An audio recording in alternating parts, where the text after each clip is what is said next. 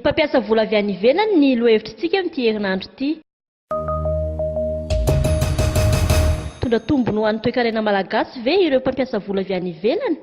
Mitondra tombony ho an'ny firenena malagasy ihany le fampiasana vola avy any ivelany fa zany hoe mampalahelo.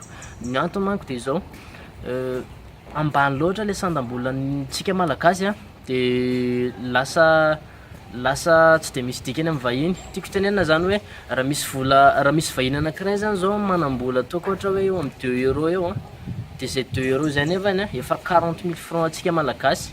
Dia amin'ny fotoana io izy zany raha hividy valeur na zavatra na 2 euro zany nge tsy dia misy dikany aminy fa nefa ny valeur be ho antsika zay satria ho antsika le majinika zany tiako tenenina amin'izay. Dia zay no mahatonga ana miteny hoe mety azahoana tombony kely ihany le izy raha eo amin'ny toe-karena satria izy vonany dépense vola kely nefa ny vola be ho antsika malagasy. Dia zay no anisan'ny tombony nefa sady mampalahelo izay zavatra izay satria ambany loatra le sandan'ny firenena, le sandan'ny volan'ny firenena. Mitondra tombony fa ho anazy ny tombony fa tsy meny amin'ny fanjakana. Tokony hitondra tombony le izy raha ohatra ka samy manaraka ny lalàna amin'ny fian'izay aby na ny mpampiasa vola na ny mpitondra na ny olona tokony hiasa ao anatiny. Manaja lalàna amin'ny feny asa eto amintsika ve ireo mpampiasa vola vahiny raha ny hevitrao? Misy izy ireny manaja dia misy tsy manaja. Tsy manaja. Ny vahiny dia tsia satria tsy manaraka an'ireo ambaratonga fahalalana izay ananan'ny mpiasa fa mijanona ho forfaitaire satria napetraka amin'ny $150 dia miferana ao amin'izay fomba handraisany ny mpiasa rehetra eo amin'ny orinasa izay tantaniny ka dia amin'ny karama araka ny sazo atao fa efa manamibanga fotsiny ihany fa tsy hanikavena ka tsy zavatra ivelona. Tsapanao toy ny endrika fanojana tany vaovao ve ny fahamaroan'ireo mpampiasa vola vahiny toa ny hevitrao?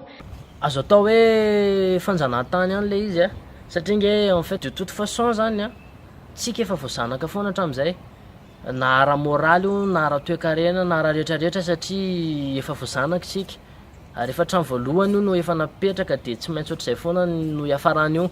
Le hoe resaka fanjanahantany manko dia tsy maintsy misy foana ny supérieur dia misy ny inférieur. Madagasikara aloha mbola voasokajy ao anatin'ilay inférieur. Tiako tenena amin'izay zany hoe ambony ny sandam-bolan'ny vahiny par rapport amin'ny sandam-bola amin'ny malagasy dia tsy maintsy ny azo foana no midomine dia raha malala ny zavatra misy amin'izao fotoana izao. Dia zay angamba ny tenenako hoe azo lasaina hoe fanjanahana le izy sady efa nisy koa moa zany hatramin'izay dia efa zay.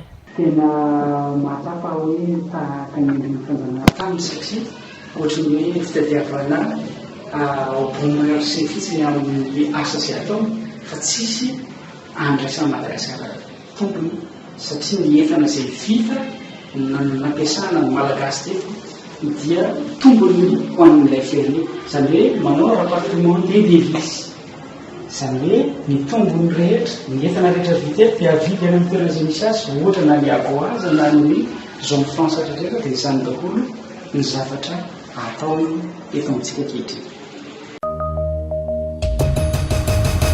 Tokony tenenam-piofana an'ireo olona mpiasainy ve ireo mpampiasa vola satria nahoana? Tokony ampihofanina mihitsy ny mpiasa. Tokony hiditra amin'izay fampiofanana amin'izay mihitsy satria tsy voatery maharaka ny